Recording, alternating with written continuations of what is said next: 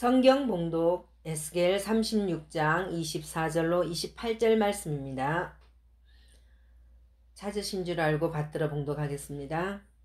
내가 너희를 여러 나라 가운데에서 인도하여 내고 여러 민족 가운데에서 모아 데리고 고국 땅에 들어가서 맑은 물을 너희에게 뿌려서 너희로 정결하게 하되 곧 너희 모든 더러운 것에서와 모든 우상 숭배에서 너희를 정결하게 할 것이며 또 새 영을 너희 속에 두고 새 마음을 너희에게 주되 너희 육신에서 굳은 마음을 제거하고 부드러운 마음을 줄 것이며 또 내 영을 너희 속에 두어 너희로 내 율례를 행하게 하리니 너희가 내 규례를 지켜 행할지라.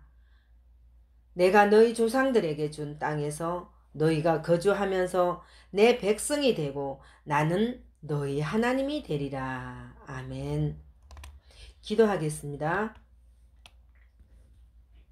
죽음의 공포가 도사리고 있는 세상에서 믿음으로 이겨낼 힘을 주시는 하나님 아버지, 지난 한 주간 동안도 주님께서 주신 이 고귀한 생명을 더 풍성한 삶으로 이끌어 주심을 감사드립니다. 예수를 믿고 교회를 다닌 지 벌써 오랜 세월이 지났으면서도 기도를 못하는 기도의 장애인이 저희 모습인지도 모릅니다. 하나님이 기뻐하시는 찬송을 멀리하고 생명의 말씀을 보지 않고 멀리하여 영적인 맹인처럼 살아가는 전응아가 바로 저희의 모습인 것을 고백합니다. 이 시간 생명의 주님을 바라볼 때에 저희의 어리석고 나약하고 병든 몸들이 치유받게 하시고 전능하신 주님의 손길로 소생함을 얻게 하옵소서. 오늘도 성령으로 함께 하시어 전하는 자나 듣는 자가 은혜 충만하도록 역사하여 주시옵소서. 예수님 이름으로 기도하옵나이다. 아멘. 할렐루야. 예수님은 사람이 물과 성령으로 나지 아니하면 하나님의 나라에 들어갈 수 없느니라고 요한복음 3장 5절에 말씀하셨습니다. 오늘 말씀에도 맑은 물이 등장합니다. 맑은 물은 성령을 의미합니다. 성도는 성령으로 세례를 받아야 합니다. 오늘은 성령으로 거듭난 성도라는 제목으로 은혜 나누겠습니다.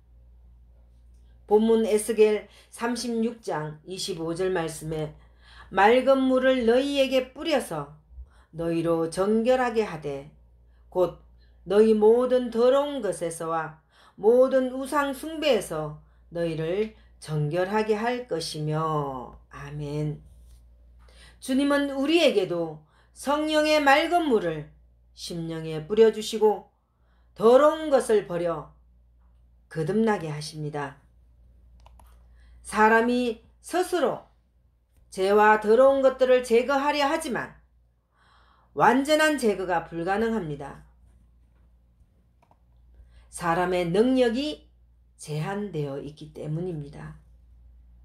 사람이 죄를 용서받는 것은 오직 주님의 은혜로만 가능합니다.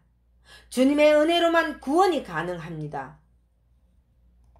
선한 양심을 가진 사람일수록 자신들의 죄를 인정합니다.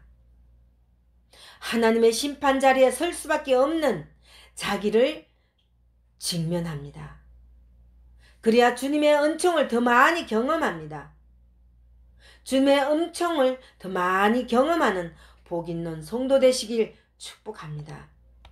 성도 여러분, 에스겔 선지자가 활동하던 시대의 유다 백성들은 우상을 숭배하고 하나님의 말씀에 불순종하였습니다. 그 결과는 바벨론의 포로로 잡혀가는 것이었습니다. 그들은 아무런 소망도 없이 절망 가운데 지내고 있었습니다. 하나님은 그들을 그냥 버려두지 않으시고 에스겔 선지자를 통하여 회복의 희망을 주셨습니다. 본문 에스겔 36장 26절 말씀에 또 새 영을 너희 속에 두고 새 마음을 너희에게 주되 너희 육신에서 굳은 마음을 제거하고 부드러운 마음을 줄 것이며. 아멘. 이 말씀에서 새 영은 성령을 의미하는데 성령을 마음속에 두면 거듭난 삶으로 새로운 신앙 생활을 할 수 있습니다. 성령은 삼위일체 하나님의 제3위로 하나님과 같이 일하시지만 성령님만의 특별한 사역이 있습니다.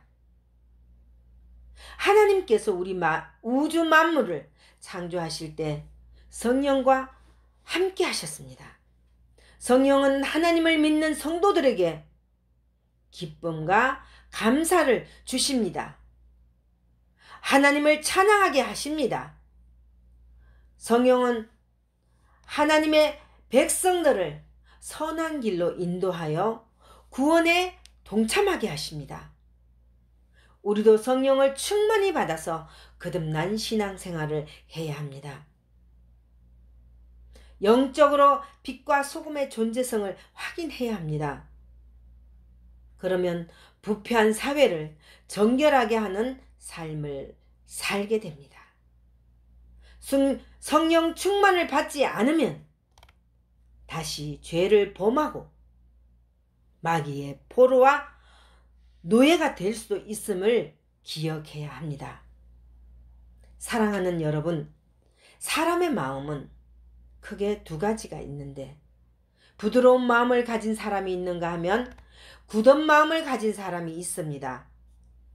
일반적으로 부드러운 마음을 가진 사람은 융통성이 있고 착하지만 굳은 마음을 가진 사람은 융통성이 없고 고집이 셉니다.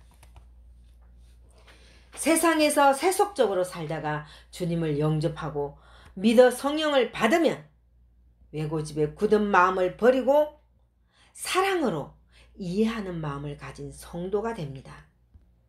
성령은 우리에게 충만히 임하시고 부드러운 마음으로 거듭나게 하십니다.